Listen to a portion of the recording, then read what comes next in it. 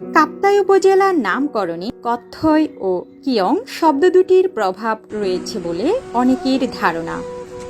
কথ্যই শব্দের অর্থ কোমর ও কিয়ং শব্দের অর্থ খাল।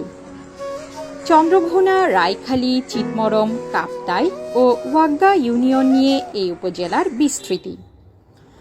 1860 খ্রিস্টাব্দে পার্বত্য চট্টগ্রামকে চট্টগ্রাম জেলা থেকে আলাদা করে নতুন জেলা সৃষ্টি করার পর কাপ্তাইয়ে চন্দ্রঘোনায় এর সদর দপ্তর স্থাপন করা হয়। কাপ্তাইকে উপজেলায় রূপান্তরের পূর্ব পর্যন্ত এটি রাঙামাটি পার্বত্য জেলার একটি মহকুমা ছিল। এই উপজেলার উত্তরে কাউখালী ও রাঙামাটি, পূর্বে বিলাইছড়ি, পশ্চিমে চট্টগ্রামের রাঙ্গুনিয়া ও দক্ষিণে বান্দরবান। এই উপজেলায় বাঙালি সহ চাকমা, মারমা, ত্রিপুরা, তঞ্জঙ্গা, মুরং, খিয়াং ও পাংখোয়া জাতিসত্তার বসবাস রয়েছে।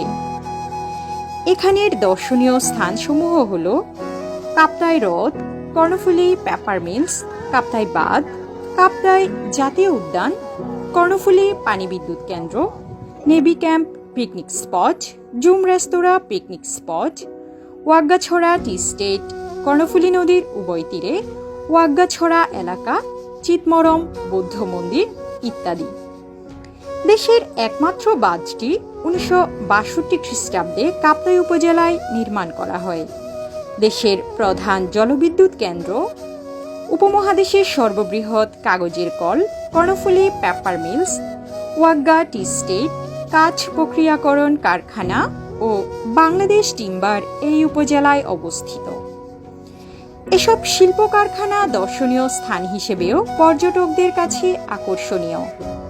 চন্দ্রঘোনায় অবস্থিত মিশন হাসপাতাল প্রতিষ্ঠাকাল হতে পার্বত্যাঞ্চলে স্বাস্থ্যসেবা দিয়ে যাচ্ছে। এছাড়াও চিতমরমে অবস্থিত বৌদ্ধ বিহারটি বৌদ্ধ ধর্মাবলম্বীদের কাছে তীর্থ হিসেবে বেশ সুপরিচিত।